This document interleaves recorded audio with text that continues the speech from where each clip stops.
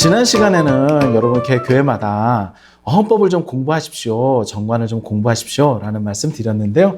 오늘은 두 번째 시간 또 함께 이야기 나눌 겁니다. 교회 문제 상담소를 통해서 상담을 신청하시는 분들이 많이 있고요. 또 그분들의 이야기를 좀 듣다가 보면 몇 가지 좀 아쉬운 점들을 발견을 해요. 각 교회들마다 정기 회의가 있거든요. 장로교로 보자면 공동의회 혹은 재직회, 감리교단은 당회, 혹은 다른 교단의 경우는 시무총회나 사무총회라고 부르는 그런 교인 총회들, 나름대로의 교회 안에는 여러 가지 회의체가 있는데요. 이 회의가 제대로 잘 준비가 안 되어 있고 그 회의를 주먹구구식으로 하고 있었다라고 하는 겁니다. 이런 정기회를 준비하기 위해서 충분한 검토가 필요하고요. 이런 정기회의를 통해서 더 큰 문제로 가기 전에 미연에 방지할 수 있었을 텐데 그런 면에 있어서 좀 아쉬운 점들이 매우 많이 발견됩니다. 특별히 어떤 교회는 회의록도 없고 녹취록도 없어서 당시 어떤 일들이 있었는지 확인하기 어려운 경우가 너무 많더라고요.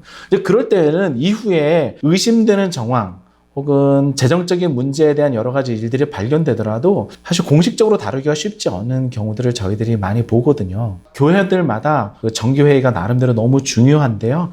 이제라도 여러분 1년에 한 번 있는 교인총회, 공동회, 그리고 감리교단은 당회라고 불리는 것 잘 준비하시고, 그리고 각 기획위원회나 또 장로교단은 당회나 또 재직회나 여기에서 어떤 안건들이 다루어지고 있는지 여러분 꼼꼼하게 확인하셔서 재정적인 어려움들 아니면 또 다른 여러 가지 문제점들은 없는지 잘 확인해 주셨으면 좋겠습니다. 오늘은 특별히 장로교단과 우리 감리교단의 회의체와 이 치료회가 조금씩 다르거든요. 이 내용들 말씀드리고자 합니다. 장로교단은 치리회와 회의체라고 하는 큰 두 가지의 카테고리로 나누고요. 치리회는 목사, 장로만으로 구성된 당회, 노회, 총회가 있습니다. 여기는 치리회라고 불러요. 이 치리회의 권한은 교인으로 하여금 도덕과 영적 사건에 대해서 그리스도의 법에 복종하도록 하는 치리회의 나름대로의 권한이 있어요. 교회의 평화와 질서를 유지한다라고 하는, 그래서 행정과 권징의 권한이 있는 거죠.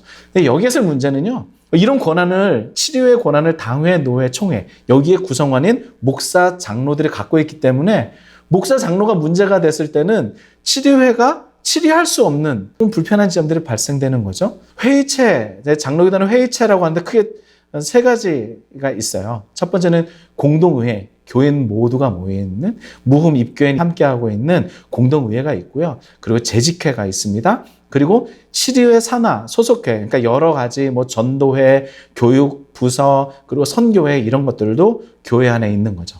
감리교단은 같은 경우에는 조금 더 복잡해요. 감리교단은 의회법 안에 의회의 종류로서 당회, 구역회, 지방회, 연회, 총회가 있습니다. 이 중에서 당회는요, 장로교단의 공동의회와 같은 의미이고요.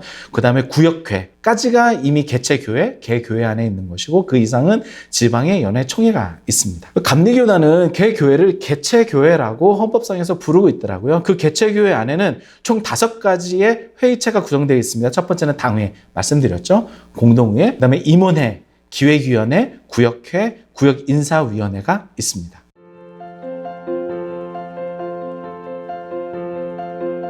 이런 회의체 혹은 치료회를 통해서 여러분들이 확인해야 할 몇 가지 사항들을 말씀드리고 오늘 이 시간 마칠 건데요. 첫 번째는요, 소집 절차가 어떤지 꼼꼼하게 확인해 보세요. 공동회가 열릴 때 혹은 교인 총회가 열릴 때, 장로교 같은 경우에는 재직회에 청원이 있어야 한다거나 입교인 3분의 1 이상이 요청하게 되면 교인 총회 혹은 공동회에 당회가 열리도록 되어져 있습니다. 소집 절차가 어떤지 확인해 보시는 일들이 꼭 필요해요. 두 번째는 어떻게 공고해야 되는지를 확인해 보세요. 어떤 교회 같은 경우에는 공고 없이 함부로 교인총회를 열고 공동회를 열어서 무리를 일으키는 경우들이 있습니다. 보통 일주일 전에 공고해야 되고요. 공고하면서 어떤 안건으로 회의가 열지에 대해서 미리 알려주게 돼 있어요. 여러분 꼭 한번 확인해 보십시오. 그리고 세 번째는 개회에 성수할 수 있는 조건입니다. 몇 사람이 모여야 공동회가 열리는지를 확인해 보시는 일들이 필요로 해요. 때로는 목사나 장로나 당회가 문제가 있거나 교회에 문제가 있을 때 개회 성수 조건을 갖추지 않아서 문제되는 경우들이 의외로 많습니다. 이런 일들 여러분 꼼꼼하게 따져보시고요. 네 번째는 다룰 수 있는 안건인지 확인하시는 일들이 필요해요. 어떤 안건은 당회에서, 어떤 안건은 기획위원회에서 다루어야 할 안건들이 서로 다르거든요. 교인 총회, 즉 공동회에서 다루어야 할 안건을 목사 장로로 구성되어져 있는 당회나 혹은 재직회에서 안건 처리를 하고 지나가는 일들도 있습니다. 이런 일들 때문에 이후에 교회 문제가 발생되기도 하죠. 다섯 번째는요, 의결 정족수에 관련된 이야기예요. 의결 정족수가 재적수인지 재석수인지에 따라서 굉장히 큰 차이가 있어요. 이런 부분들을 꼭 확인해 보시면 좋겠습니다. 교회 내의 중요한 일들은 재적수를 따져요. 그러니까 재적수라는 얘기는 뭐냐면 그 공동회에 대한 전체 인원에 대한 것을 묻는 거거든요. 그 명수가 채워져야 되는데 재석수라고 할 때는 굉장히 모호한 지점이 있어요. 회의가 열릴 때 재적 과반수가 되어지면 회의가 열릴 수 있다, 이렇게 얘기하거든요. 그러면 재적이 100명일 때 회의는 50명 이상이 되면 열리는 거죠. 그리고 의결 정족수가 재석수 과반이면 가능하다라고 하는 조항들이 있어요. 그러면 여러분 생각해 보세요. 60명 되어져서 회의가 열렸어요. 그 가운데서 과반이 되면 이제 의결할 수 있다라고 했으니까 60명이 과반이면 30명이네요. 그러니까 30명 이상이 되면 어떤 안건을 처리할 수 있는 정족수가 된 거예요. 그렇게 처리할 수 있는 안건도 있고요. 어떤 안건은 그거보다 더 복잡한 과정들을 거쳐야 되고 복잡한 정족수를 요청해요. 그 의결 정족수를 여러분 꼼꼼하게 세심하게 따지는 일들이 필요합니다. 매우 중요한 안건이었는데 재적 과반이 안 돼서 혹은 재적수 3분의 2 이상이 안 돼서 부결되는 경우들이 의외로 많습니다. 왜냐면 이렇게 교회들마다 재적수 정리를 잘 안 하시거든요. 그럴 때 의결 정족수가 부족해서 안건 통과가 안 되는 일들도 있으니 이를 위해서 여러분 정족수를 확인하고 재적 인원을 확인하고 이런 일들을 하시면 좋겠습니다. 마지막입니다. 각 회의는 회의록이 있어야 됩니다. 녹취록과 회의록의 유무를 여러분 꼼꼼하게 판단해 주시고요. 그 회의록 보관이 몇 년까지 있어야 되는지도 꼼꼼하게 판단해 주시기를 바랍니다.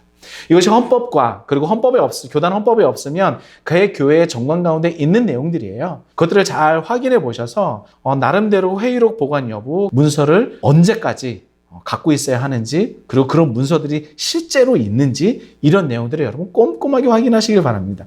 이게 교회 안에 문제가 없을 때는 괜찮아요. 확인해보지 않았을 테니까. 그러나 교회 안에서 재정 문제가 생겼든지 아니면 목사의 어떤 인사 전횡이 있든지 여러 가지 문제가 생겼을 때 그 가운데서 확인해야 될 것들, 회의체를 통해서 어떤 결정이 있었는지를 꼼꼼하게 확인하는 것, 여기서부터 교회 문제를 다시 한번 짚어보고 그러면서 교회 문제를 건강하게 해결할 수 있는 그 시작점이 될 수 있습니다.